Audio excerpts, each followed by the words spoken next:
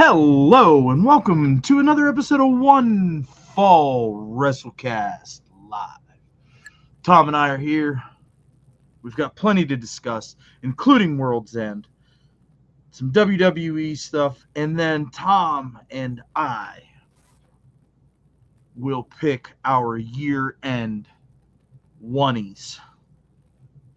It's a working title. I tried really hard. But yeah, that's where we're at. So stay tuned. We'll catch you on the other side.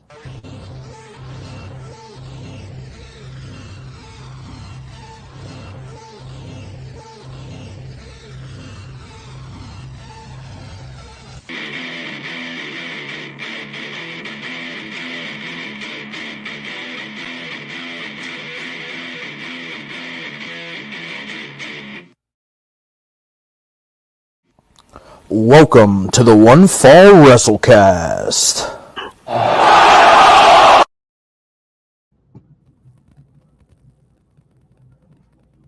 What's up, dude? It's the end of the world as we know it. Actually, the end of the year. I thought you'd appreciate excited that. excited for the end of the year, for the end of our little list here. I watched a lot of wrestling. It's that weird time of year that sits in some kind of void between space and time, between Christmas and New Year's, and it was Monday. I went to work today, sort of. Answered a lot of email. Got a lot of. Good. I just saying, I went to work today too. First time in like 11 days. So I was a little. I went to work today and got a lot of emails about stuff I already did. And like, hey, have you done this? I'm like, yeah. Look. Oh, shit. Okay, cool. There was a lot of that today. That was a lot of my work day today. So hopefully this trend continues throughout the rest of the year. And I don't actually have to do anything until next year when I have to, start the year over again. And the cycle continues.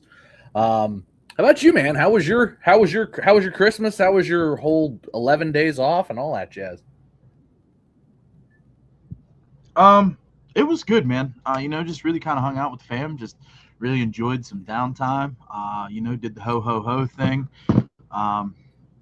It was great, man. Just ready for a reset here in 2026, and hopefully it'll be a more fruitful year in the Ramsey household than 25 was. We're ready to rock and roll with the fresh start. So yeah, I think I'm ready for that too. I'm also ready for that tax return and that we get our bonuses at the beginning of at the end of the first quarter. So it's my bank account is like, hey, you just paid for Christmas. Help. So ready for that. My bank account is also. What are we talking about today? So, first off, I want to start off. We have a new AEW World Champion, MJF. Somehow, some way, finagles his way into a match that he had no business being in, and comes out with his hand raised. Yes, he does. So, real quickly on World's End, I guess we'll just start at the top because that's really the meat and potatoes of this, right? So the match itself was great, and I have to get back a little bit because we had that whole little Hangman Adam Page world title run, which I thought was actually very good. The Hangman's run this year in 2025 was much better than his first run was by a long shot. His chase. The Legless Man could have had a better championship run than Adam Page did with the first title reign. He was. We did actively tout him as, is Hangman the worst AEW champion of all time? And I think he was. And that was even at a time whenever you were just so incredibly low on Kenny Omega. I was, and I didn't like Kenny's world title reign either. But the Hangman's was somehow so much worse. But Hangman's world title run was really, really good. His build in to defeating Jon Moxley was pretty good. His chases were both pretty good. But man, everybody was ready to see Mox done being the champ. So Hangman winning and becoming the champ was like, oh, thank God. And Hangman's title run was fine. It was ended in a steel cage by Samoa Joe after they had a fantastic feud. Good Lord. And then Samoa Joe held the title for 35 days, where he managed to feud with both Hangman and Swerve Strickland for most of it. MJF then inserts himself in the last moment. What was it, a week, 2 weeks before, something like that.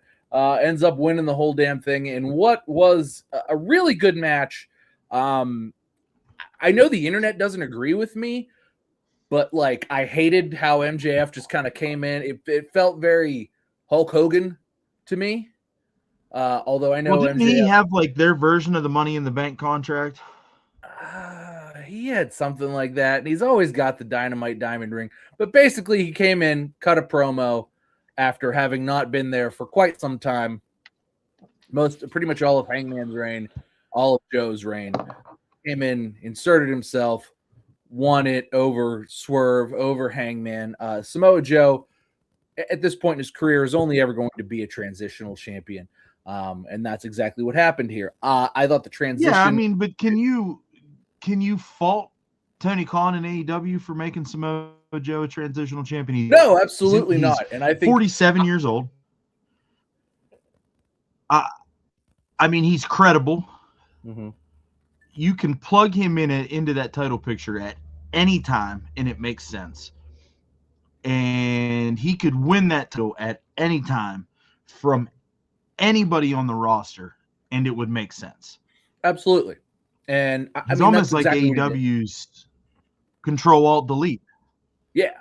I mean, basically that's what he is. His role in AEW sits a lot of the same way that his role in NXT sat. If you remember, he was very much a transitional champion when they pulled Karrion Kross out of the picture. And then so that he was good in that role at that point too. I thought Joe's title run was great. This is Joe's second AEW World title run. I thought this one, despite it only being 35 days long, was very, very fruitful, very good. Like I said, I'm not the biggest fan of how MJF was inserted. Not last minute, but like it should have had another week or two to breathe at least. I understand about scheduling conflicts and what have you, but also like, if we're talking about it in kayfabe, we're fucking up a little bit. We'll see what MJF does with it. It wasn't the worst thing that ever happened.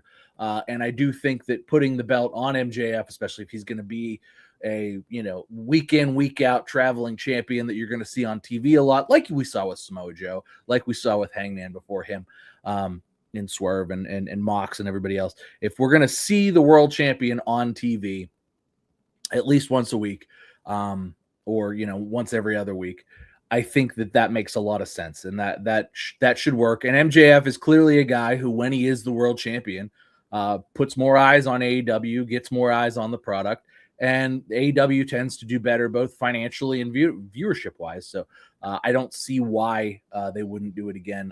So we'll see how Max's reign goes if it doesn't get stale too quick. But that was the main event. It was a pretty good match, Fatal 4-Way. And at least it made sense as to why it was. Statlander versus Jamie Hayter was also very good, although Statlander dropped Jamie Hayter on her head in a way that seemed nasty. Upon replay in slow motion, her head was tucked and she was taken care of the whole time. But I know the internet got a little funny about it. And then you had Mox versus Okada for the finish of the Continental Classic. There was Kyle Fletcher and Mox and Okada Takeshita went earlier in the evening. I think they kicked off the program. I didn't watch. I only watched the very end of the show because the show, in true AEW fashion, if you put the pre-show on as well as the main show, it lasted 5.5, 6 hours.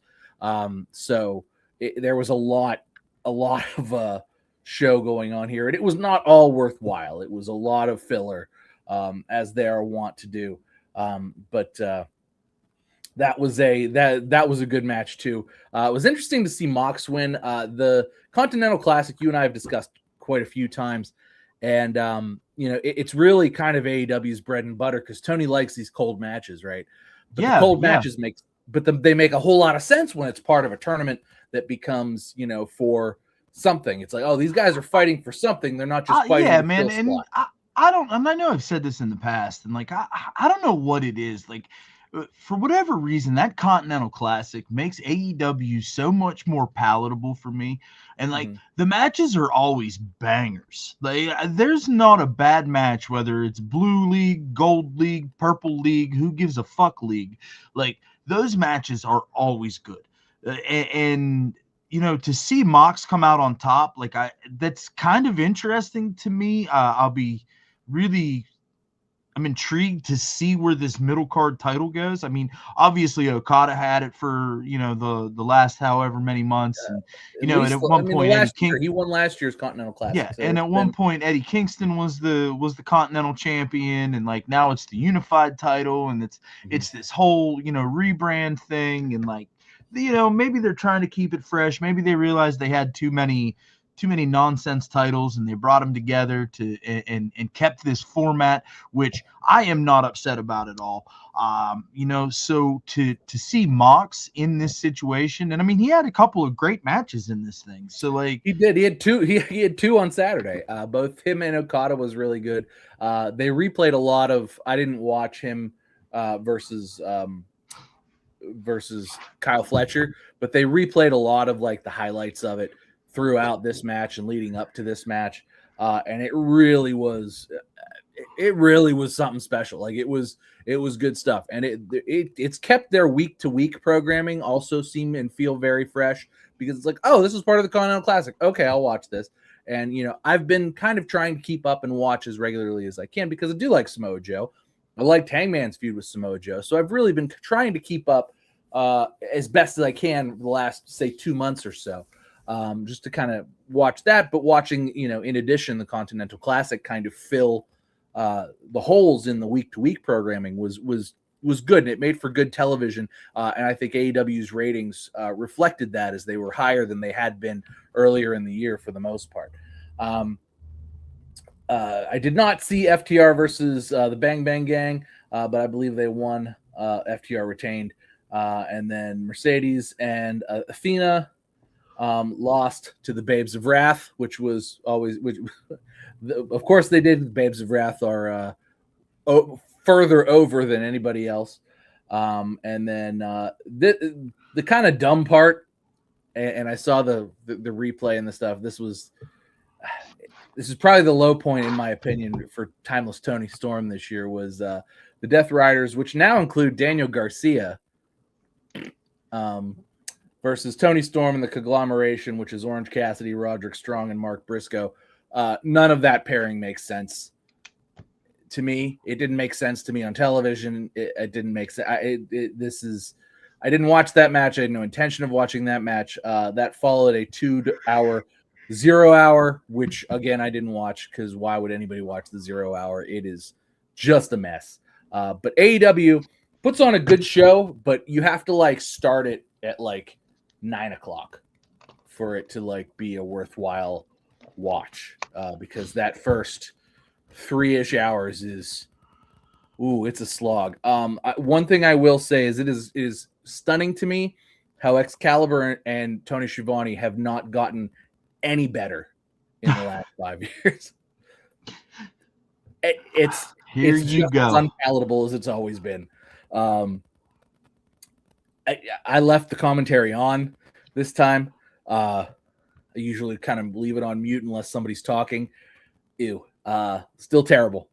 Really, really bad commentary, which is par for the course for AEW. Excalibur continues to be the most clueless person with a microphone in his face in all of professional wrestling. And I don't know how it continues to be this bad. At this point, I believe Excalibur is trying to be bad. What a fucking moron. And Tony is still just happy to be there in his old man. It's AEW. You know what that means. I mean, Excalibur is going to step on everything and ruin everything. Excalibur ruins everything. That's really what we ought to call this. So, I Yeah. caught a couple of clips of World's End. It seemed like it was okay. It's become increasingly more difficult for me to keep up with wrestling week to week. Um, with my schedule and my normal life, but I try extremely hard to make sure that I'm in the know as best as possible. You know, I agree with what you said that MJF being the world champion means so much more from a business standpoint for AEW, and it's good to see that Tony Khan, sees that, understands that, made sure that he made that decision. Obviously, Hangman has been the champion for the last, X amount of months, and I think that has done some good business for them as well. Most of the year, And to what, 6 months, 7 months? Yeah, something like that, and to use Samoa Joe as the transitional between, MJF and Hangman, and then at one point he was the transitional between You're Hangman breaking and up. or I'm breaking up.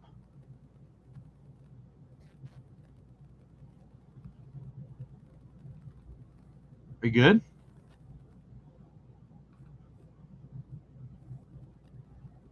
Tom? Are you back? You're back. Okay. I That's fucking wild because usually whenever everything's all broken, you can hear me still, and I have zero streaming issues today right now. The world broke. The world ended for a second, but it's back Oh, now. okay. Well, that's good. But I was just saying that, I think that using Samoa Joe as a transitional champion, because I'm fairly certain he was the transitional in between uh, MJF and Swerve, wasn't he? Yeah. No, Or was he the Swerve didn't transitional be in hanging. between Yeah, you're right. Swerve and Hangman? You're right. Swerve. Yes, you're right. Swerve beat Samoa Joe for the title. And I think that You're right. made Swerve that much more credible to beat somebody the stature of Samoa Joe. And I think MJF beat his second title reign, beating Samoa Joe. It makes it that much more important. So good decisions all around. I'll be really interested to see what they do with Moxley with this mid card title coming off of a lackluster world title reign, especially towards the end of that whole thing. But having him in the Continental Classic is just one of those things to remind everybody that, hey, Jonathan Good can fucking wrestle when Jonathan Good needs to fucking wrestle. Um, and it was good to see him get out there and have some good matches. It seems to me as though it's time for Mox to do top guy shit, which is not what he has been doing. And sometimes he tends to let his worst ideas take hold. And so them kind of letting him wrestle, particularly against guys who are work rate kind of guys, with Takeshita or with Kyle Fletcher and then Okada, particularly on this show, was really good. There were a lot of good Mox matches during the weekly programming as well. So this was a good. It's been a good little run for AEW, and I think overall they had a pretty decent 2025. There's a little lag over the summer, but that's fine. I think the end of Moxley's reign was really sort of the sort of kick in the ass they needed, and it was maybe the kick in the ass Mox needed too, because the Death Riders have been more interesting when there wasn't a world title that they were holding hostage. And everything they've done has been more interesting, including Marina Shafir, which had a great year again, minus this last Saturday. I hated that match that kicked off the card. Hated that, but it is what it is, and I know AEW is going to AEW sometimes. So Yeah, for sure. So, it's going to be really interesting to see where AEW goes in 26. We talked about this a little bit last week. The internet seems to think that continuity story-wise, AEW seems to have found their niche a little bit here, and that they are the superior storyline company. And I don't know that to be true, but there's definitely been some flashes of brilliance, and I'm really interested to see what they do with this little bit of internet momentum going into the new year. They at least have stories again, which is nice. Yeah. There was a 2-year period where that wasn't a thing, so it's nice for that to be a thing. Yeah. So I like that MJF's champion. I like that FTR's the tag champions. This Moxley Unified Championship thing, it's going to be interesting. Really, really looking forward to that. Which is kind of weird to say because I couldn't wait for him to lose the world title.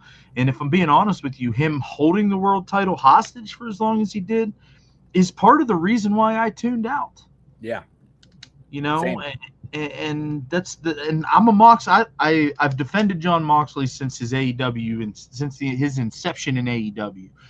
You know, you said it yourself. It seems that he's doing top guy shit, and I've always said that he's just living his best wrestling life. And you know, we touched on this last week. Also, the Death Riders thing had so much possibility early on, and they just fumbled it.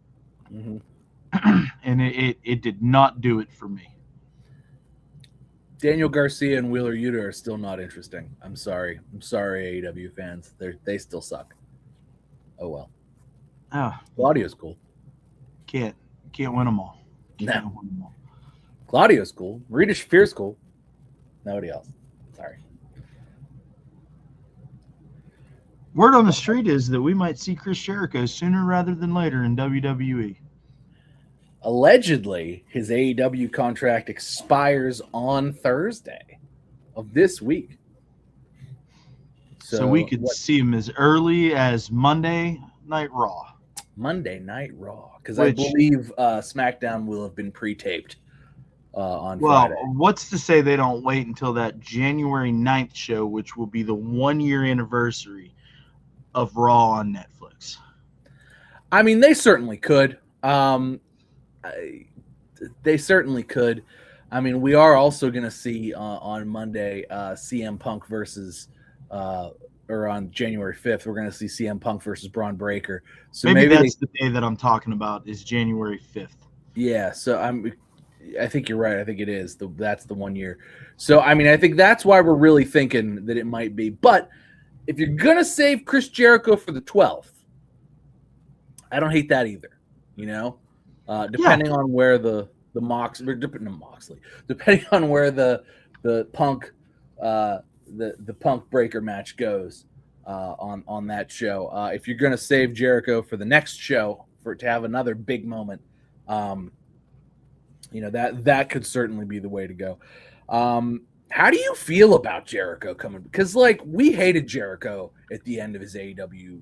Yeah, for sure. And I was just getting ready to ask you a very similar tone of question. It's like, where does he fit in? You know what I mean? And it's like,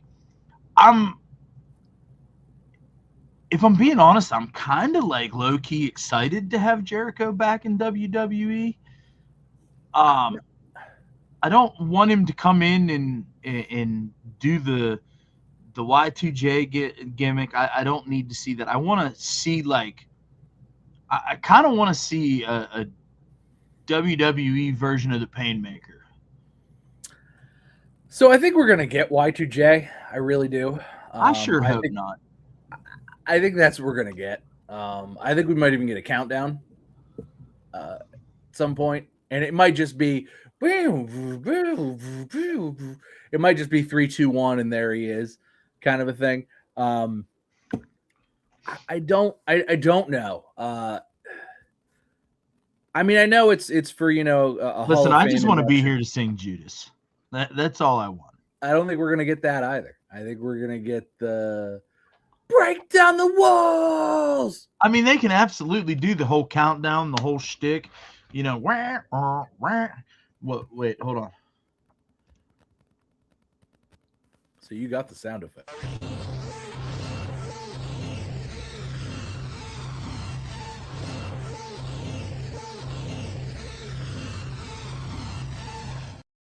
Yeah.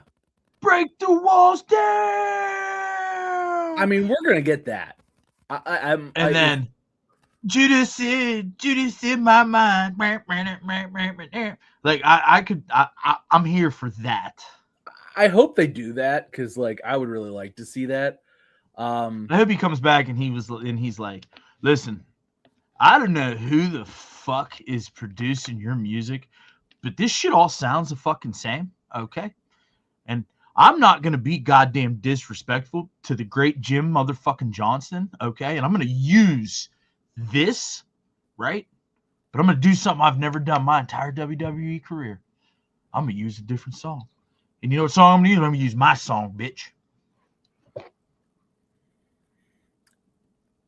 I think we get a little of both at some point, you know. Probably for a match, I'm sure we'll get Judas for like a big match. I don't know who he's going to wrestle.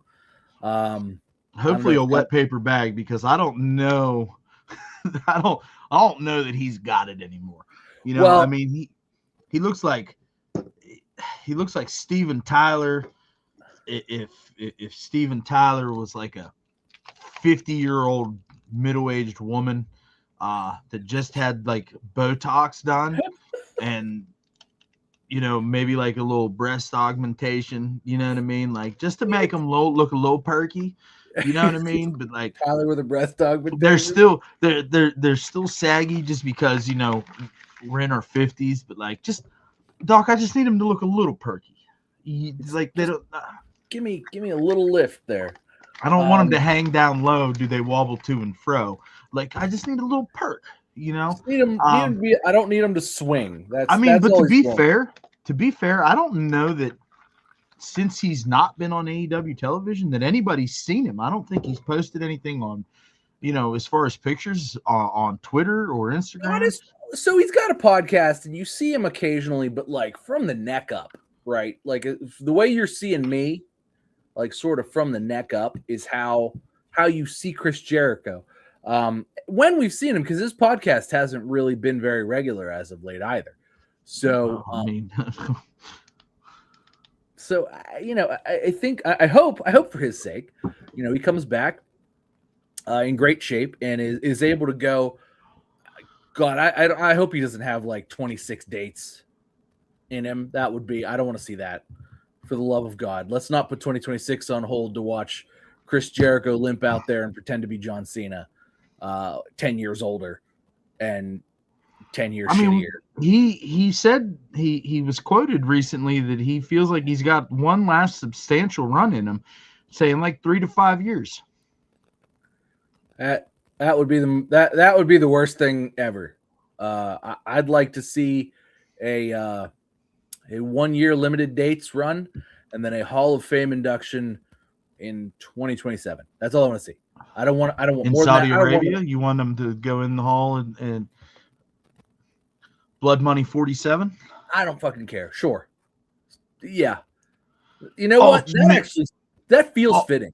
Ultimate Blood Money WrestleMania. Yeah. I can hear it. I can already hear it come next April. I'm not fucking watching WrestleMania. I'm just not going to fucking watch it. I'll watch it tomorrow. Tom, exactly. You already paid for it, bro. Like it's goddamn WrestleMania. I'm not fucking watching it. I'm just not. Fuck WrestleMania. I'm just not. Exactly what's going to happen. Because I'm not fucking paying for it. I'm not fucking watching this shit. And then I'm going to hit you with the same thing I hit you with every time. Buddy, they already got your money. Well, actually, right now they don't. Because I canceled cable, and right now I don't have ESPN Plus. Like, I had it for the last pay-per-view. I had, what was Survivor Series or whatever. I had it for that. I don't have it right now. So they might not have my money because I know the next one is the Royal Rumble. Yeah. And it's in Saudi Arabia also. So you're going to get one win in a sea of L's, right? Is that what you're trying to tell me? Look, man, I'm going to be 1 and like, what are we, 8 at this point? I think it might be more than 8. No, I'll probably watch the Rumble. Maybe not at my house. I might go to Rival. Maybe we'll go to Rival. What, in the middle of fucking Saturday afternoon? All right. It will be the middle of the afternoon. I don't even know. That's right. Fuck. I'm not even gonna end up watching that on time. God damn it. I actually won't even be here. I'm fucked. I'm gonna do it. Oh no, you'll be home in the morning. Oh, I'll be lucky. I'll have to watch it late. I gotta go to the airport. Oh. Oh. But as far as Chris Jericho's return, I'll be excited to see him, but like I don't really have high hopes. No. My hopes are very like we're the bar is on the ground for Jericho. His last whatever it was, and it's been 6 months plus removed. Man, was the end of his AEW run abysmal, which is terrible because the beginning was great. Him as the first AEW champion was legitimately the most interesting thing on wrestling television in 2019 at that time. They produced the best segment every week in wrestling. Now, that being said, WWE has never been worse than they were in 2019. But, no, god awful. But the best segment every week had Chris Jericho involved in it during that year. And probably a good chunk of 2020 as well. So it's I'm interested, but I'm also like, there's an 85% chance that this sucks balls most of the time. So are you booing me or are we booing Jericho? I'm just booing. I mean, there's going to be some awful segments during this run. Let me just get that out. There's going to be some segments that are just, oh God. Yes. Those. There's going to be several of those. More than several. There's going to be a point where there's going to be a few weeks in a row where we're going to be like, get this fucking guy off the television. And they're like, he can't. They're like, he can't. He's got to slap CM Punk and be blown up for 5 minutes next week. Shit. That was Chris's heart palpitating. Yeah. And that's the thing, right? Like Kevin Nash said fucking that he feels like CM Punk's washed up. Mm-hmm. Did you see that this week? I did.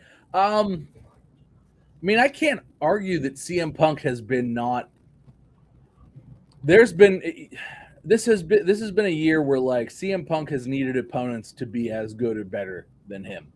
He can't carry anybody anymore, and he's not going to get good matches out of people who aren't going to give him a good match. You can't just put him out there. A great example, actually, tonight. Stephanie Vaquer and Raquel Rodriguez faced it was a triple threat against Nikki Bella as well. We've seen Nikki Bella put on stinker after stinker, but Stephanie Vaquer and Raquel Rodriguez managed to pull a pretty good match out of Nikki Bella tonight. Nobody botched anything. They basically walked her through it. Like you could kind of she may as well have been a mannequin or a rag doll. But it worked, right? It worked out fine. It was probably the best Nikki Bella match since she's come back. I mean, she didn't do a phantom cutter on somebody? No phantom cutters, no phantom spin kicks. She didn't knock herself out by falling out of the ring. That's good. Nothing like that happened at all. They're gonna fuck around and put that. They're gonna fuck around and put that belt on her. I can feel it. I can not. Fucking feel it. I really hope. I hope this was the end of that because she did eat the pin tonight. So I really hope not. But that being said, it's not that bad with CM Punk, but like he's not carrying a Nikki Bella. He's not. You're not putting somebody the caliber of Nikki Bella in the ring with CM Punk and going, hey, that match was actually pretty good. If you put somebody the caliber of Nikki Bella in with CM Punk, you're gonna. That match was awful. Oh boy, that was bad. And we're going to talk about that for like the rest of the week and how bad that match was and how bad they stunk that joint out. So you know they're going to really be very picky and choosy about who CM Punk, or they need to be, who CM Punk faces between now and whatever the end of his contract is. And at that point, he needs to bow out gracefully, accept his Hall of Fame induction, and sit on the commentary desk, sit back in the gorilla position, or just go home to Chicago. Whatever you want to do, man. Whatever you want to do would be great, as long as it's not wrestle, because part of Kevin Nash is very, very correct. Now, I do think that the Rollins injury is kind of what threw a monkey wrench into all this and kind of shook things up in the way that it is. But I don't think that you're going to be able to just put CM Punk in there with anybody and magic will happen. I think you really have to be very choosy about top quality young athletes who can really carry a match, particularly if CM Punk tells them what to do. But he's not going to carry the match for somebody who's fucking clueless out there, right? Like, it's just not going to happen. And, there aren't too many of those kind of guys on the men's side of things, but there's a few, and there's going to be a few questionable moments if they get stuck in the ring with a CM Punk for any given reason. So hopefully Braun Breaker is up to the task. I think that he is, but it's really for Braun going to be a sort of a make or break moment as to whether or not he is the now and he is a main event guy now and going forward, or if he can't carry a match on his own, because he's not going to get the CM Punk veteran treatment. He's going to get, hey, you're the young guy who holds a title or who is about to be, a main event guy and is a main event guy. So we're going to feed you people and you have to fight everybody on the roster, from, an Otis to an Ivar to an Eric to a Jey Uso to a Jimmy Uso to, whomever we throw at you, regardless of style, experience, quality of you got to get good matches out of everybody. And that's what's going to happen to Braun Breaker. And I hope that he's up for the task, because I don't think, to Kevin Nash's point, I don't think the CM Punk is any longer. He's right. His punches look slow. He has to wrestle with his shirt on. Not that I wouldn't have to wrestle with my shirt on. That's a given. And not that he has to. Guy's in phenomenal shape. But, like, the step isn't quite there. And, we saw John Cena say the same thing this year. I've lost a step is what Cena said. He's like, and this has to be the end. And they put Cena in the ring with the best opponents they could give him. And Cena had fantastic matches all year. But, it's only because he also had fantastic opponents. And, yeah, so you're going to have to keep CM Punk in the ring with guys like AJ Styles, with guys like Rey Mysterio, guys who are going to be able to just get you through a good match regardless of how you feel. They could wrestle a dummy and have a good match. Not that CM Punk's a dummy, but he's not the CM Punk that he was 5 years ago or 10 years ago or even 2 or 3 years ago. Yeah, I agree with that. I agree with that. But I don't know, man. It's just this whole Jericho thing is going to be extremely interesting to see how they make that work and how that fits into today's product. And I agree with you. I hope that they don't put 2026 on hold for the Chris Jericho farewell tour like they did with Cena. And while Jericho is a big name and a big draw, and he's done some big business for AEW, New Japan, WCW, ECW, AEW, WWE, anywhere he's been big business. Smoky Mountain Wrestling. Chris Jericho wrestled in Smoky Mountain Wrestling. I don't think that he is the caliber of a John Cena to put an entire year on hold. He is he's a step or two above Goldberg, where you want to make sure he's in the ring with somebody who's going to be able to get a good match out of him regardless. They'll drag him through it whether he wants to or not. I do expect to see him and Gunther have it out at least once. If that's not the final match, probably be his last match. If that's not the final one, that should maybe be the first one. A lot of people are still mad that Gunther beat John Cena, and that they're saying WWE hasn't done anything with that heat, and that it was a wasted. I disagree. I told you this a couple of weeks ago. Shut up, hold on, enjoy the ride, quit booking from your couch. Yeah.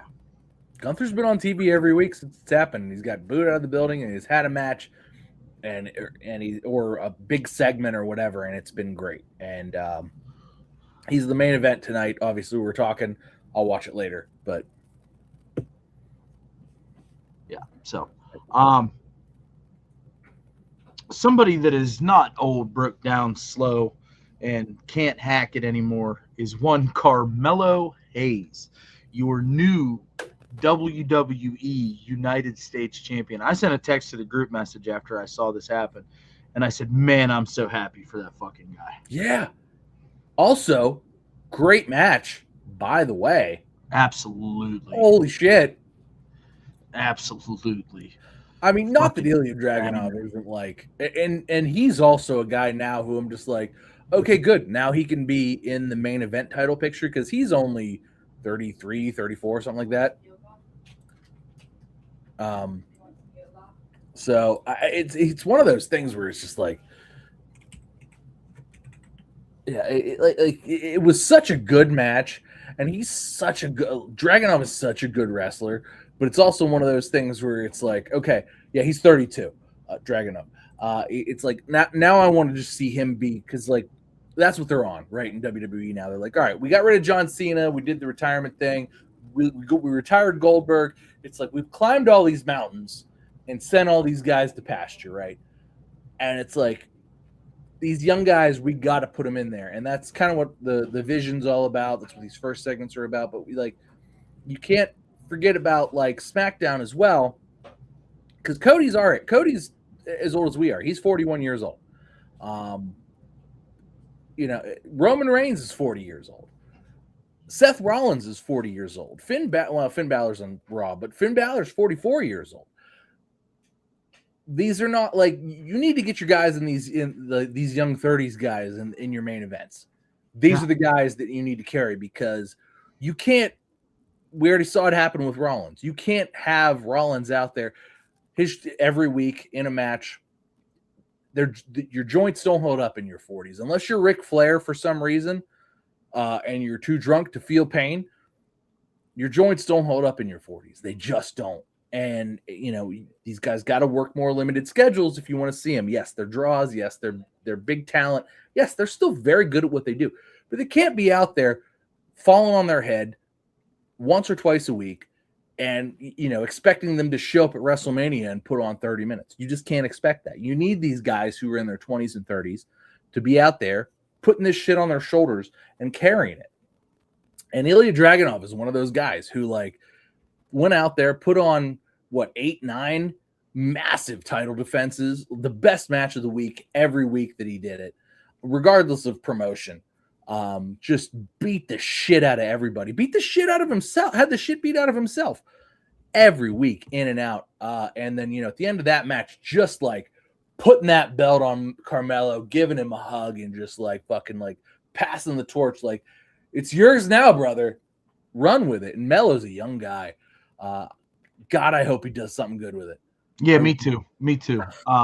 He's he's been phenomenal since NXT, and then they made him this quasi baby face recently, which I didn't agree with, but he's gotten over so organically with the crowd, and it's they were calling for him, and when they finally pulled the trigger this past Friday on the pre-tape, that place fucking came unglued. Yeah, rightfully so. I mean, you want to talk about a guy who, I mean, week in and week out, and the internet talked about it, man, are they doing Melo dirty? But you know what? The guy kept his head down. He's like, fuck it, I'm getting TV time. I'm working here. I'm working with The Miz. I'm getting segments with him. I'm just going to go out there. My time is coming. And I think he knew too, especially during this whole John Cena, like we'd said. 2025 was more or less put on hold to put the focal point on John Cena. You forget about a guy like Carmelo Hayes if you put a title on him and then on Monday John Cena cuts a promo, right? Yep. Well, that's not going to happen now. And, they had the thing, Ilya Dragunov came back. It was a big, holy shit, he's back, thank God, kind of a thing, especially on SmackDown. And the man just went out there and put on the best match of the week every week on SmackDown. It was like, you watch SmackDown till you watch me defend this title. It was basically like the last, 8 weeks of SmackDown. And now, you don't have that John Cena hurdle to climb on Monday anymore. You can build Carmelo Hayes. And you could say, hey, I'm Carmelo Hayes, and here I am. And I hope they do good. I hope they do well by him. I hope that it doesn't suck. Starting next year, SmackDown is 3 hours. So let's see what happens. Yeah, I hope they don't fumble that. I really don't. I really don't. But I think if they do well, we can look back at the whole climb of Carmelo Hayes as a very big positive. It was like, oh, that was actually booked pretty smartly, and they held off until the right time. But if they fumble it, it'd be like, man, you guys fucked up. I think that I do agree that he's in a he's in a really good spot right now. Excuse me, I'm sorry. He's in a very, very good spot right now, and I do think 26 is going to be a big deal for LA Knight. I think LA Knight's got a chance to win the Royal Rumble.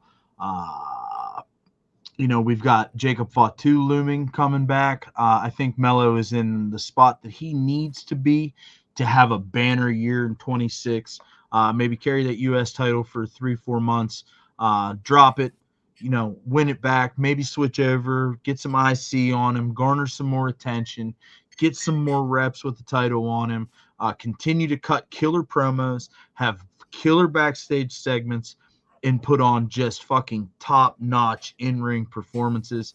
And I think that you could possibly position him to be a believable world champion with one of your two top titles by the middle of 27. Trick Williams is already on SmackDown. We learned that this week. Trick Williams is on SmackDown now. Trick and Melo had a lot. I bet you'll see him tonight from the 9 o'clock hour because they're gonna do that whole free agency thing. But I do know that the internet has said that he is signed to SmackDown, but I'm willing to bet that we see him on Raw just doing the teaser thing and then ends up on fucking SmackDown this week. That would be nice. Just see a face. So, shout out to Melo. Melo don't miss. I hope that this United States title reign is fruitful for him and his career and the legacy that he is trying to build moving forward. I love seeing a guy that just shows up every week, goes to work, does his job, and gets rewarded for his hard work. And that's what we've got with Carmelo Hayes here. So shout out to him. And puts on good matches. Forgot he can fight CM Punk. It'd be great.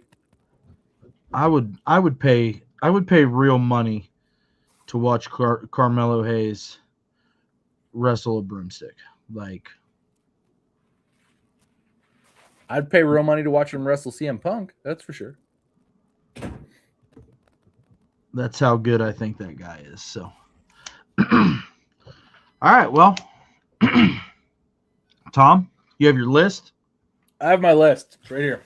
All right. Well, we're going to do our 2025 year-end oneies. We have done this kind of every year, but I don't think that it's been so formatted. Where we've had categories. I think we've just really touched on things that, we've enjoyed throughout the year. But we have 1, 2, 3, 4, 5, 6, 7 categories that Tom and I are going to break down. we're going to hit match of the week. We're going to sign out. We're going to go on our happy ways here. So if you're still hanging out with us, man, we appreciate you. Go ahead and hit that thumbs up button. Maybe even consider subscribing, especially if you're enjoying what you're seeing or listening to. We are here almost every week, and we would greatly appreciate your support in 2026. So with that being said, our 7 categories are Rookie of the Year, Female Talent of the Year, Male Talent of the Year, Tag Team, Gimmick of the Year, Feud of the Year, and Match of the Year. Tom, who was your Rookie of the Year in 2025?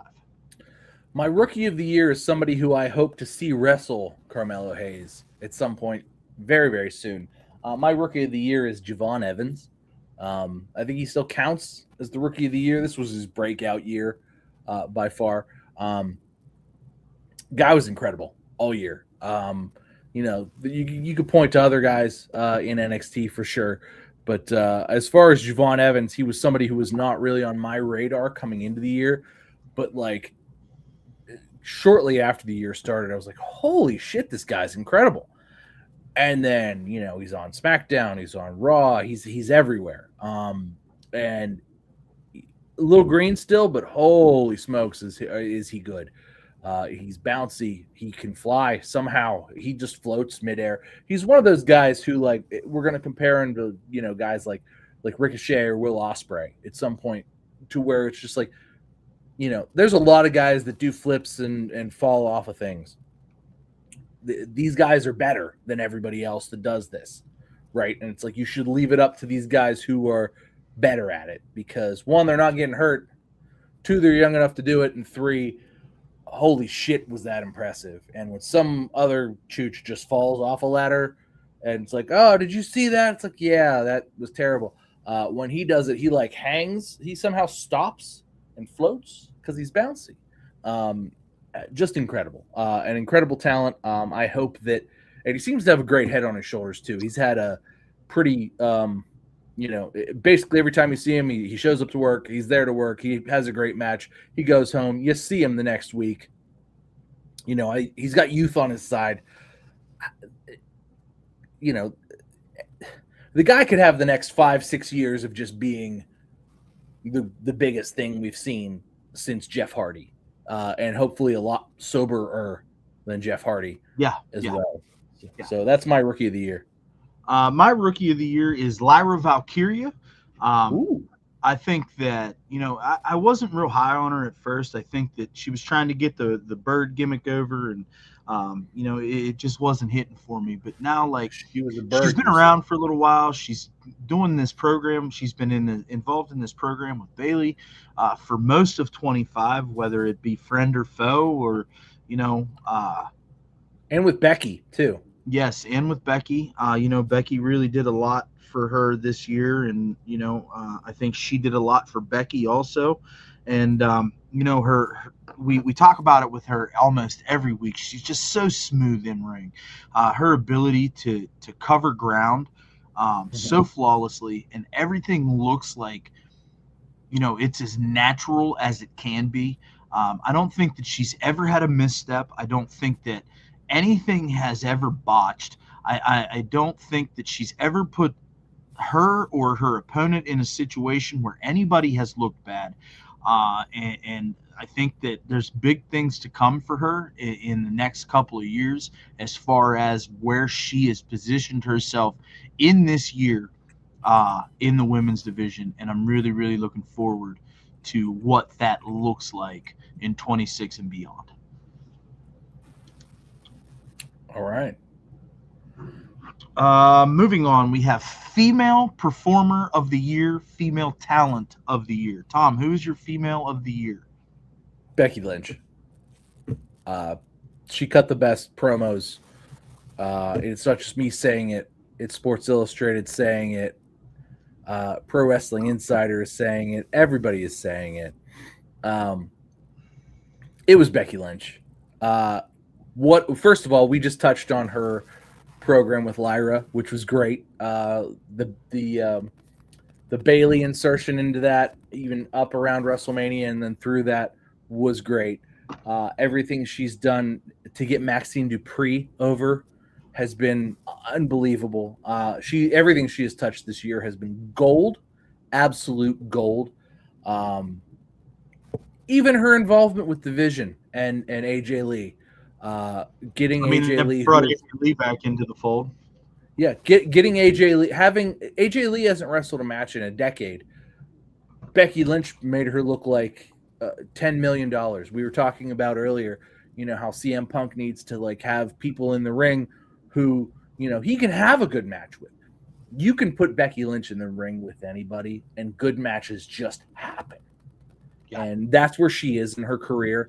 And like, it was really wonderful to watch this year. It really was. She was wonderful. Her heel work this year was great because she leaned into it so hard, and you could tell she believed all of it. She was ready for it. And even like her sort of non-kayfabe like interviews where she was just like, my daughter watched me watch, and they were like chanting, "Becky sucks." And like Seth Rollins, her husband, Colby Lopez, has to explain to their daughter, look, mommy's doing a good job. That's the reaction she wants to get out of these people. And she got it. Everything she wanted, she got it. If she wanted a reaction, she got that reaction. She's had a lot of fantastic years. This was another one of them. And she didn't even touch a world title this year. Nope. She certainly did not. And I'm finding it extremely hard to disagree with you. However, I'm going to, because there's only one clear choice here this year.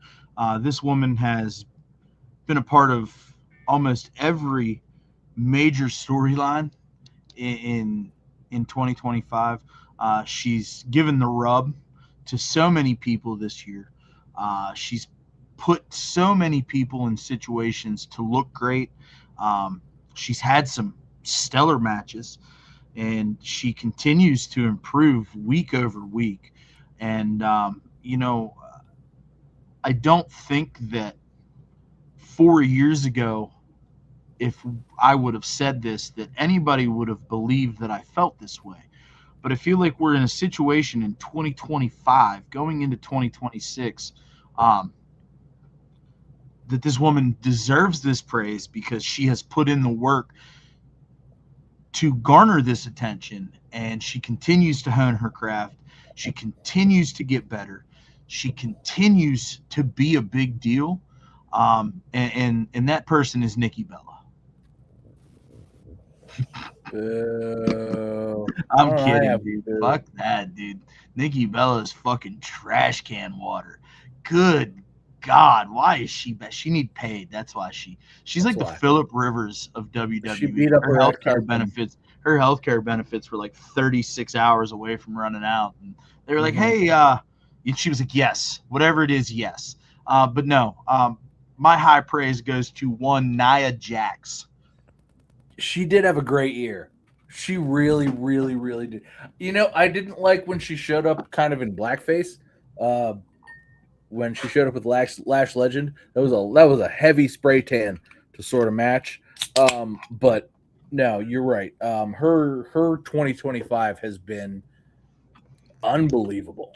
It's like a new person. Like, you got the same persona, but you got like a fresh She's lost new a person in the last 6 months. I mean, she looks great. Yeah. I think she needs to slow down though, because like I'm a big fan of the thickness, and it's like she needs to calm down a little bit. Maybe skip a couple days on a treadmill. Maybe eat some cheesecake. Have a wing night. Yeah, maybe drink a couple beers.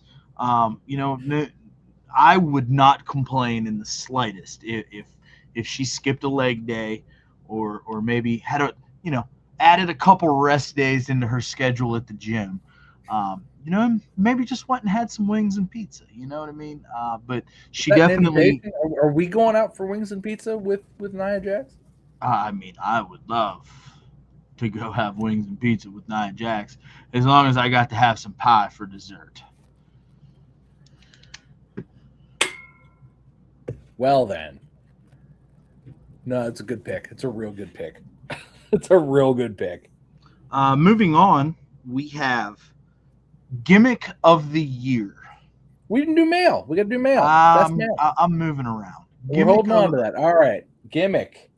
I feel like this was the same one I did last year, but it was the same this year because Tony Storm continues to be just timeless Tony Storm, other than for World's End this year, which was probably the low point of like the last 3 years for Tony Storm. The timeless Tony Storm gimmick. If you think about it, her and Mariah May finished up at the beginning of this year, and then she immediately went in and she retained, and then she immediately went into a feud with Mercedes Moné that she won, by the fucking way, after just having the best feud. And then she went into a crazy good feud with Chris Statlander, who did eventually beat her, 2 months ago? And she's still had really good stuff since then. This timeless Tony Storm gimmick is so good. It's one of those things where it's like, even if you don't get to watch the show, go and find the clip. Whatever she did this week, it went between 3 and 10 minutes. Go watch it every week. And there are 3 to 10 minutes of fantastic character work and gimmick work every single week. Timeless Tony Storm takes it for me. It's not even close. For me, it's got to be Dirty Dom. Also very good. I mean, he has Latino cheat. He's done his thing. I don't know what else that we can say. Like, he's had one of the most incredible Intercontinental title reigns in recent memory. It's been great. It really has. Him randomly dropping it to John Cena was just. Unfortunately, he's hurt. We got that confirmation this week. He's hurt for a little bit. I don't know how long he's hurt. He's hurt. But good God, Dirty Dom. Also a great year, a fantastic year. After his 2023, which was like his sort of breakout year, and then he chilled out a little bit for 24, but like, holy shit, the guy's 25 is unbelievable. They could, if he wasn't hurt, they could put the title on him immediately upon his return. And we'd be like, oh, no, that makes a ton of sense. Like, the dude is like the future infinitely. Holy shit. Yeah, I mean, he's had such an incredible year. It's really hard to not say that, the things that he's doing just make sense. So, Dirty Dom is my gimmick of the year. Call it what you will. Moving on, we have tag team of the year. Ooh, you're going to like my pick. I have 2. Okay, so for me, it's Alexa Bliss and Charlotte Flair. That is one of mine, yes. Primarily because, one, Alexa came back and like that somehow that worked. It shouldn't have worked. Not only should it have not worked, it shouldn't have got Charlotte Flair over with like the general populace. Somehow, they both came out like Alexa after having like been off TV for like more than a year. Charlotte meandering basically since Is that for me? No. Charlotte basically meandering since, whenever. And they're both over and bigger than they ever were. When was the last time a tag team took 2 former world champions and got them over more than they ever were when they were world champions? I mean, to be fair, Hunter set fucking Charlotte Flair up to fail whenever he let her win the Royal Rumble last year. And then That's a great question about tag teams. Alexa, stop. It's a great question about tag teams. But they said he set her up to fail, and then put her into that feud, that feud with Tiffy that like really came off the rails. And I mean, they had a solid match at WrestleMania, but like the crowd was all about it being Tiffy time. They wanted nothing to do with Woos and the Queen. And it translated even after Tiffany beat her at WrestleMania. They couldn't get a stronghold. So, softening that palate for Charlotte with Alexa Bliss, who upon her return at that Royal Rumble was the biggest pop of the fucking night. And to somehow piece them and mishmash them together to create this viable tag team. We're not friends. Kudos to WWE sold. Creative. You know what I'm saying? So that's I agree with you that I have them written down as one of my tag teams. Who was your other one? My other one is DIY. Yeah, man. The resurgence of Johnny Gargano and Tommaso Ciampa on the main roster this year as these dastardly chicken shit heels. And you insert my girl Candice LeRae into the mix. And she's just doing like heel manager shit. They're great. And the whole don't call my friend a jackass thing. And then they had the shirts recently, and then you put them in the ring and they're fucking phenomenal. It's like you and I have always been enamored with fucking Tommaso Ciampa, and then like on and off with Gargano, to be fair. Yes, but to bring them to the main roster, and then they were kind of floundering, and then you bring them back together, and just for them to flourish this year, doing what they do best, and that's being a tag team together. It's been so much fun to watch, and I'm here for it. They can win all the tag team titles that they want until they're just done doing what they're doing. And I'm here for it every single time. So DIY is my tag team of the year. It was only 6 months ago that they were the BTTITW. The best tag team in the world? Yeah, BTTITW. And, oh, God, I miss Pretty Deadly. Their little thing with Pretty Deadly, especially towards the beginning of the year, was like, it was like, oh, wait, stop. Nope, it's Friday. It's 8 o'clock. I got to turn on the television. I'm sorry. They were must-see TV. Hopefully we get them back together at the beginning of the year, because this shit that Kip Wilson's doing right now, it's not working. This toxic masculinity thing, it's not working. It goes to 3 hours, and hopefully hopefully they're reunited and they can, yes boy, again, and hopefully this gets sorted out, but we'll see. It might take, let's give it the first quarter. We might get some toxic masculinity for a few months, but it'll be okay. Moving on, we've got 3 left. I'm going to go ahead and do Male Performer of the Year. Oh. Tom, who's your Male Talent of the Year? I mean, the whole year was centered around him. They made sure he had the best matches possible, best feuds. He got all the time to talk. He got extra, we're never going to see him again on SmackDown, except here's a microphone, John. Thanks for showing up. John Cena was the Male Performer of the Year. Guy came out, did all the press, did all the dates he was supposed to do. Added one. Did all the podcasts, did all the interviews, did everything. This was the year of John Cena. It started out a little slow. WrestleMania was a little shaky. But I mean, he lost. Rugs were pulled out from under him, and he made the best of it. He turned chicken shit into chicken salad. And really just, had the best matches of his career, really, if I'm being honest, had some of the best matches of his career. This is not a guy I'm not a guy that was a John Cena guy. John Cena is not integral to my wrestling fandom. I don't believe that if John Cena never exists, I don't believe that wrestling is any different. That being said, I like John Cena the person.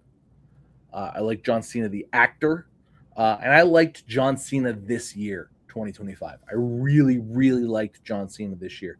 Even the missteps that were not his fault, he made work to the best of possibilities that he could have made it work. I'll tell you what, those heel promos were fucking awesome. And, he's been quoted recently at saying, we had to abandon it because, like, this is my last year. And, like, I needed 2 or 3 years to get this heel character over that I just didn't have. So we just had to we just had to step away from it and just start playing the hits. And I'm glad that they tried it. And in hindsight, he was probably right. But to get him we had so much fun after he turned babyface and lost the title. We had so much fun with John Cena, the 6-man tag with Sheamus and Rey Mysterio, and like it just, we had a lot of fun with John Cena. No arguments from me except for one, and my male talent of the year is Braun Breaker. They put him, he was number 2 for me. Yeah, they put him in a position to be successful. He picked up the ball and he ran with it. When Rollins got hurt, they said, "Hey man, I hope you're ready because we're gonna pour some gas. We're gonna pour some jet fuel into your Ferrari motor, and we need you to fucking reach your potential, and we need you to do it in 2 weeks."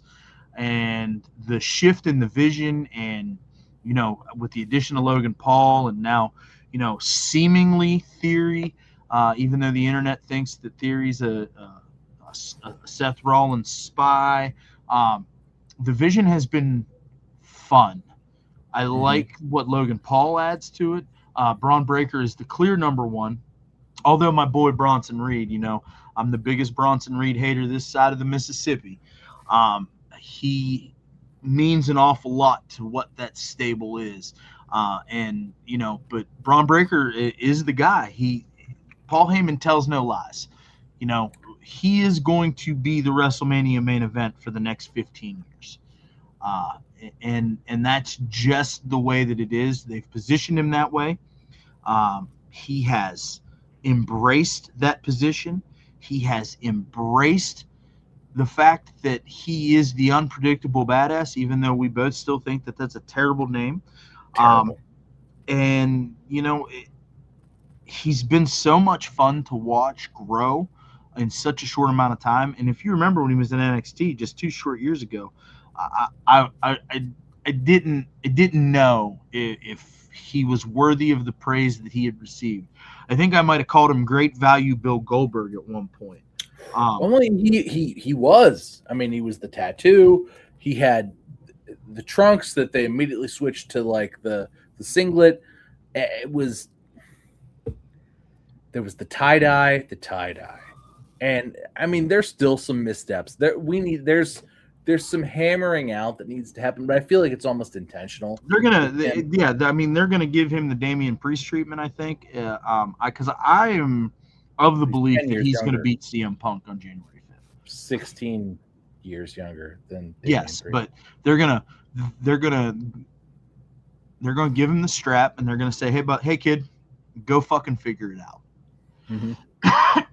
So for all of those reasons, they keep putting him on the mic with CM Punk.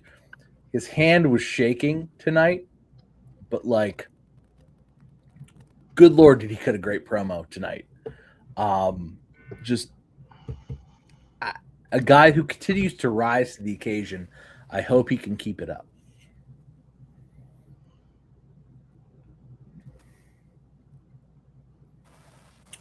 What's next? Sorry, work things. Moving on, we have the feud of the year.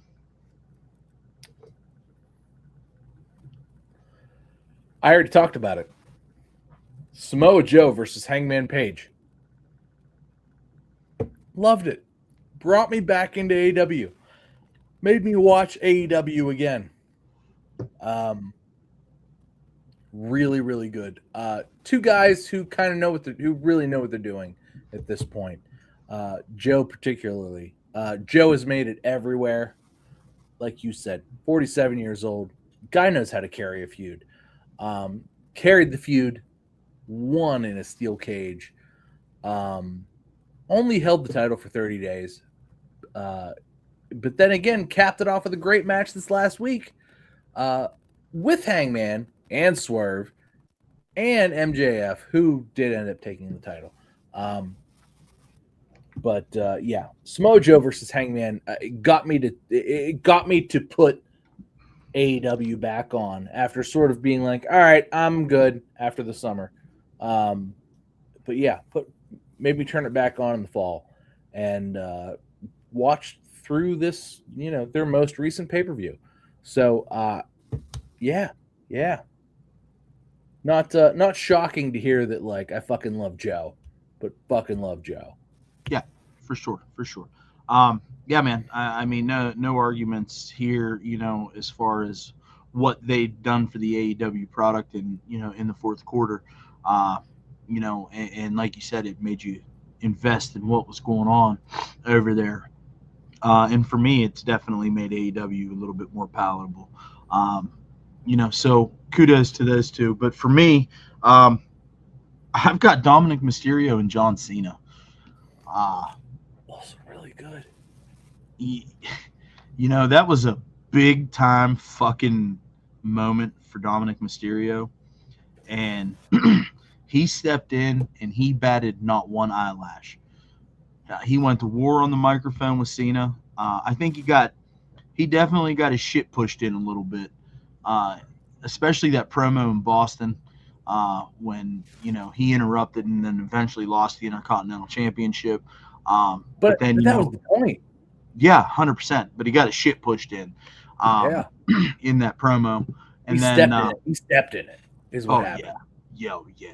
And then to come back the next week and really give, step in and interrupt Cena's Intercontinental Championship celebration, and then have the 6-man on Cena's last Raw or Cena's last SmackDown. I don't remember what that was. It was Raw. It was last Raw.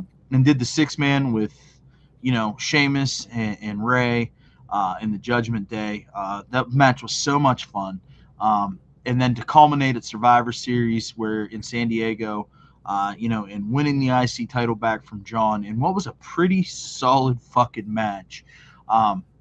Those guys, it was short. There was a lot in a very short amount of John Cena dates. 3 appearances, 3 of Cena's final 5 appearances were with Dominic Mysterio. I mean, Survivor Series was an added date that wasn't supposed to happen.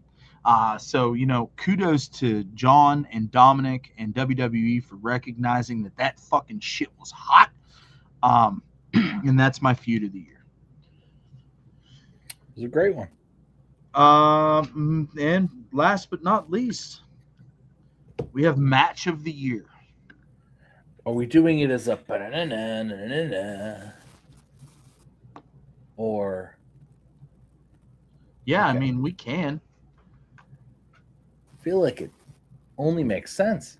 Okay, well, this is the less world famous One Fall WrestleCast match of the year. Ignore the W.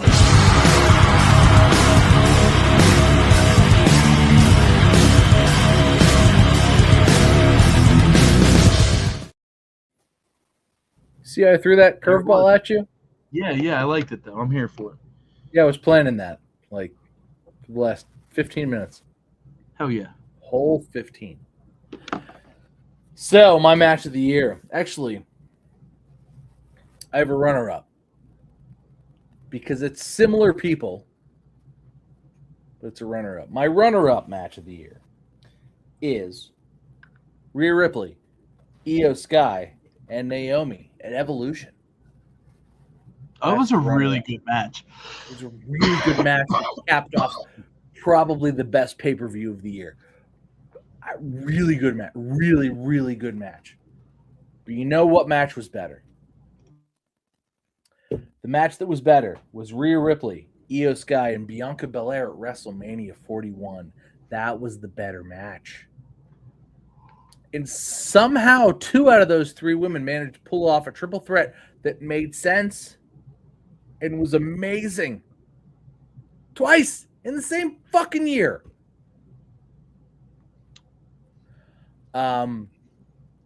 It's hard to put into words how good Rhea and Io were. Rhea was the champ coming into this year. She has not held it since she lost it at WrestleMania. But just the caliber of matches put on by Rhea and Io this year as a whole have been just uncharted water for women. I don't know that they're capable of like getting to this level consistently without Rhea and Io. They're 2 of the best to ever do it. They had 2 of the best matches, period. Not man, woman, child, fucking AEW, WWE. Like 2 of the best matches, period. Had both of those women in it, and I think those were that was my match of the year at WrestleMania 41 with Bianca. She did break her hand in that match, and we've not seen her since breaking her hand in that match. But for the love of God, I hope she's coming back soon. I hope her hand is healing. It's been almost, it'll have been what, 8 months? 8 months, coming up on 9 now. Need Bianca back. Bianca is fantastic. I think her coming back is going to be explosive because she's one of the biggest superstars, period, right now. And we need to see her. But Rhea, Io, Bianca at WrestleMania 41. My match of the year, baby.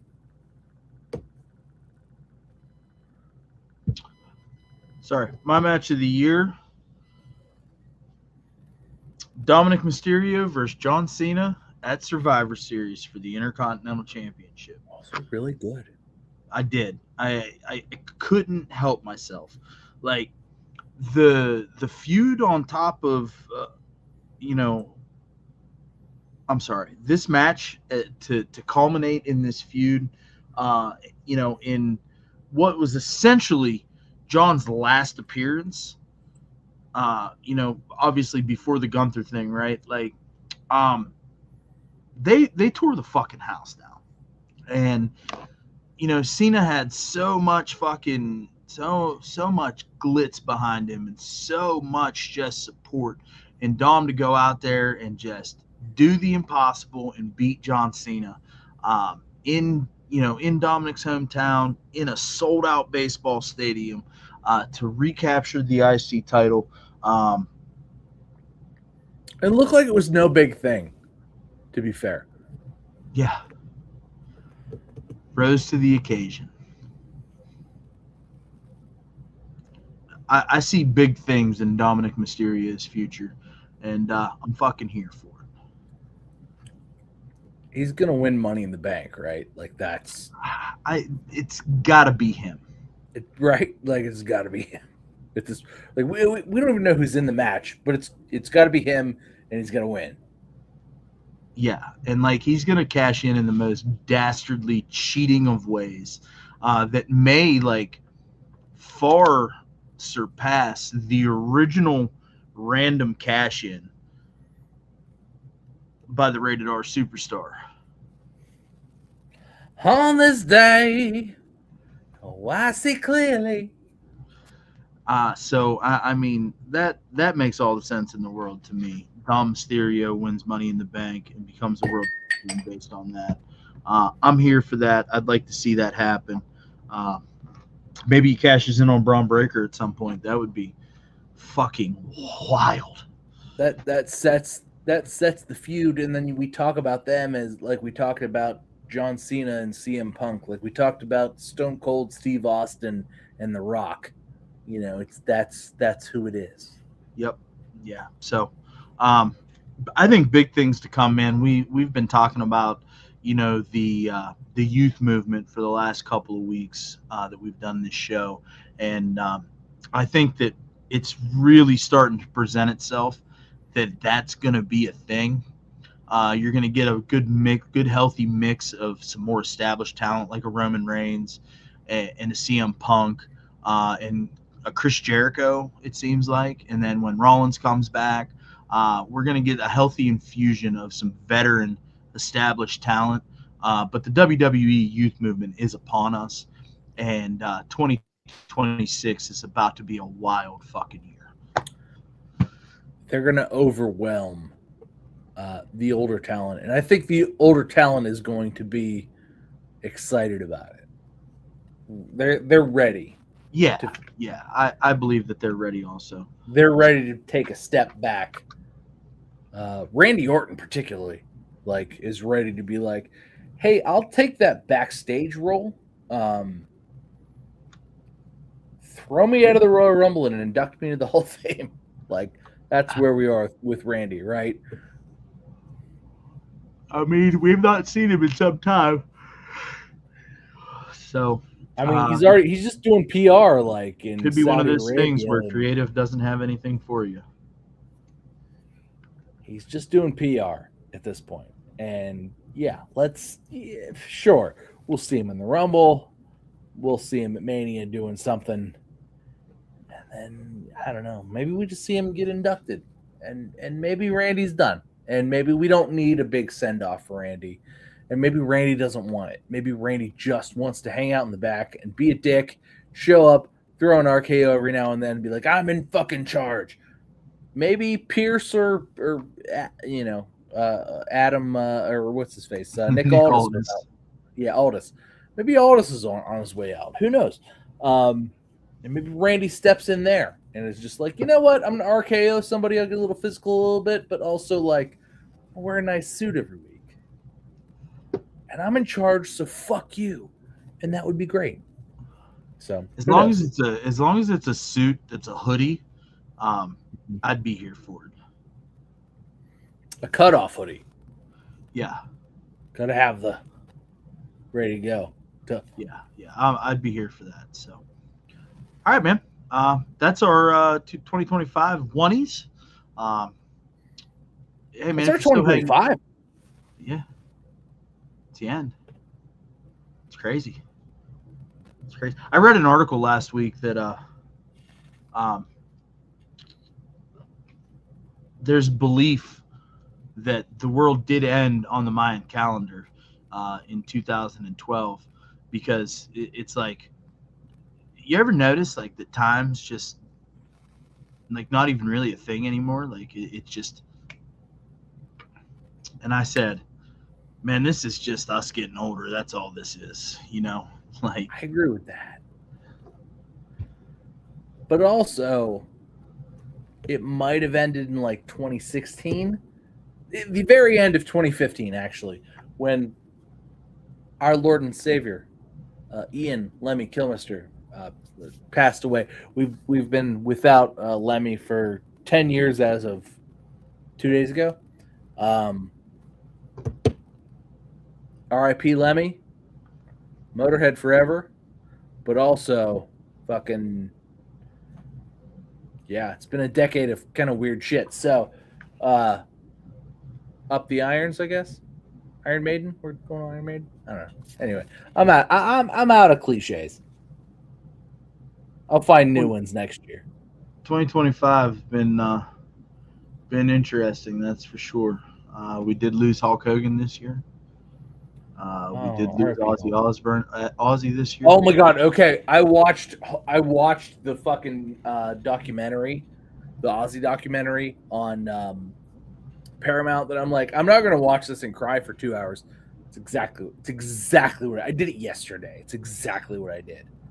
It was so uplifting, honestly. If you've not watched it, if you're an Ozzy fan and it hurts. It hurts so much. It was so much pain for 2 hours. I had a just little stream the whole time. But fucking holy shit, is it good? I'll have to check it out. I haven't watched it yet. Holy shit, is it good? I mean, have some tissues, but holy shit, is it good? And it's one of those things where it's like I've left and I'm like, I'm more at peace. Today I had more peace than I've had in a long time. Lots of peace. God bless Ozzy Osbourne. God bless Black Sabbath. And here's to a better 2026. Absolutely. Hey, if you're still hanging out with us, man, we appreciate you. Go ahead, hit that thumbs up button. Maybe even consider subscribing. If you haven't already, check us out over on social media, both Twitter and Instagram at @1_fall WC. That's ONE. Audio folks, we love you. We appreciate you. Happy New Year. And with that being said, thanks for hanging out. It's all love. We'll catch you next year. One Fall WrestleCast. That was a lot.